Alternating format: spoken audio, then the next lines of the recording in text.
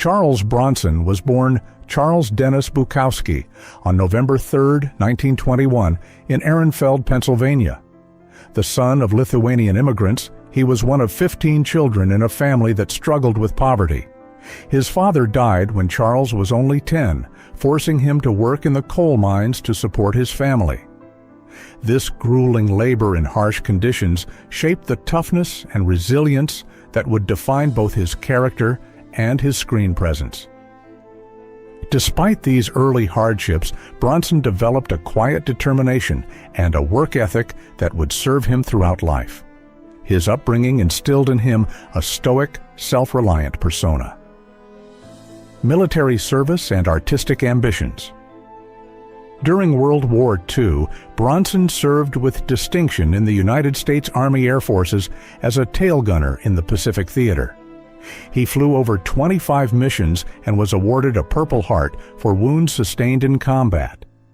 After the war, he used the GI Bill to study art, reflecting a quieter, introspective side beneath his rugged exterior. His artistic ambitions eventually led him to acting, a field in which he would find fame. These early experiences shaped his dual nature, both physically tough and emotionally restrained, a combination that would make him a unique figure in Hollywood, blending vulnerability with unshakable strength. Early career struggles. Bronson began his acting career in the 1950s with small and often uncredited roles. His birth name, Charles Bukowski, was considered too Eastern European during the Cold War era, so he adopted the surname Bronson to improve his chances in Hollywood. His first breakthrough came with roles in films like The Magnificent Seven, 1960, where he played Bernardo O'Reilly, and The Great Escape, 1963, portraying Polish tunneler Danny Walensky. These early roles showcased his ability to combine stoicism with subtle emotion. Critics noted how Bronson could convey depth with minimal dialogue, a style that would later become his signature, setting him apart from more flamboyant performers of the time. Rise to stardom. By the late 1960s, Bronson's career had gained momentum. His performance in The Dirty Dozen, 1967, established him as a formidable presence on screen. However, it was his work with director Michael Winner, particularly in Death Wish, 1974, that solidified his iconic status. Playing Paul Kersey, a peaceful man turned vigilante, Bronson tapped into the public's anxieties about urban crime. The film's success led to 4 sequels and cemented Bronson as the definitive action anti-hero of the 1970s. His restrained acting style, minimalist yet intense, resonated with audiences worldwide, and he became particularly beloved in Europe, where his films often received more critical attention than in his native United States. European acclaim. Bronson's popularity in Europe grew with films like Rider on the Rain, 1970, a French thriller that marked his first major leading role. Audiences in France and Italy celebrated his taciturn heroes and understated performances. The French press affectionately nicknamed him the Sacred Monster, a tribute to his larger-than-life presence on screen.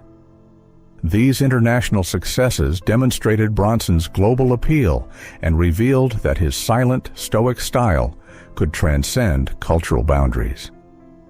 While Hollywood often pigeonholed him into tough guy roles, European directors valued his ability to convey emotion through subtle gestures, a skill that set him apart from other action stars and reinforced his reputation as a unique and enduring cinematic force.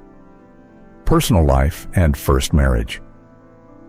Bronson's first marriage was to Harriet Tendler, whom he met in 1947 while both were aspiring actors in Philadelphia. At 26, Bronson had returned from military service, while 18-year-old Harriet came from a well-to-do Jewish family. Their union defied social and economic expectations, and Harriet's father was initially skeptical of the coal miner turned actor. They married in 1949 after a 2-year courtship. Harriet's support was crucial during Bronson's early career. She worked tirelessly to provide financial stability while he pursued acting. They had 2 children, Suzanne and Tony, and though their marriage ended in divorce in 1965, Harriet's sacrifices had helped Bronson rise from obscurity to Hollywood prominence. Second marriage and partnership. 3 years after his divorce, Bronson married English actress Jill Ireland in 1968. Their partnership began earlier in 1962, and the couple became inseparable both on and off screen. Ireland often co-starred with Bronson, enhancing his performances while also sharing in his personal life. Their marriage was built on mutual respect and creative collaboration, contrasting sharply with his earlier, more conventional relationship. Ireland's presence offered emotional stability and companionship amid Bronson's intense career. Together, they navigated the pressures of Hollywood, public attention, and Bronson's growing international fame. This marriage became one of the defining partnerships in his life, both personally and professionally. Rivalry with James Coburn. One of Bronson's few long-standing conflicts in Hollywood was with actor James Coburn. While Bronson was reserved and minimalistic, Coburn was outgoing and theatrical, often perceived by Bronson as showy or insincere. Their contrasting approaches to acting fueled tension, and Bronson reportedly considered Coburn a scene stealer.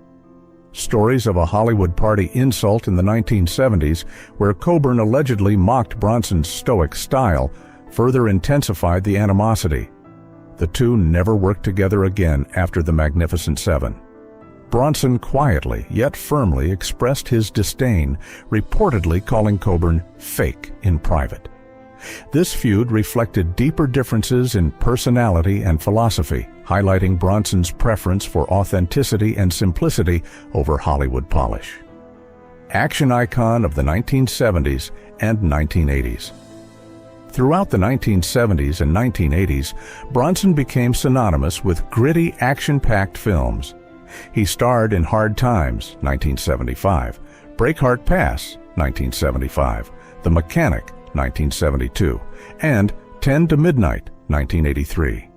These films showcased his ability to embody the stoic anti-hero, tough, efficient, and quietly moral.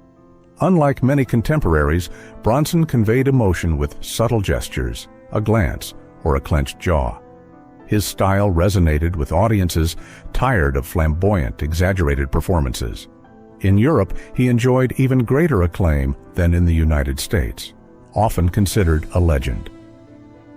Despite being typecast, Bronson embraced his niche, becoming an enduring symbol of rugged authenticity in cinema.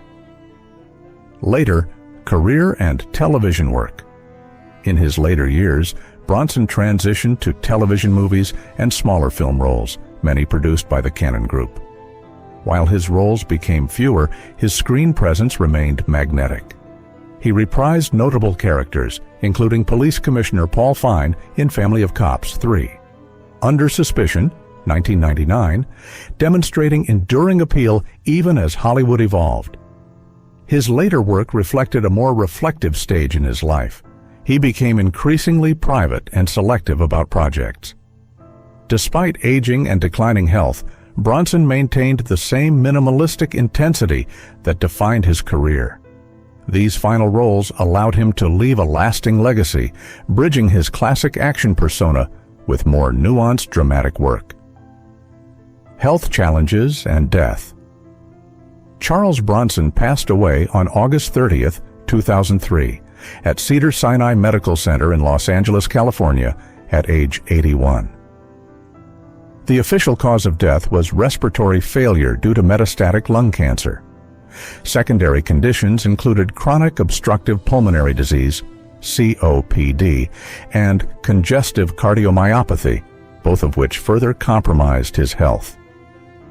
Bronson's history as a smoker likely contributed to his vulnerability. Despite speculation about pneumonia or Alzheimer's, the official documentation clarified the medical causes. Bronson's decline was gradual, reflecting years of physical stress, demanding roles, and lifestyle choices. His passing marked the end of a life characterized by toughness, perseverance, and an unwavering dedication to his craft. Legacy and Burial Bronson was laid to rest in Brownsville Cemetery, West Windsor, Vermont, a serene setting reflecting his love for privacy and simplicity.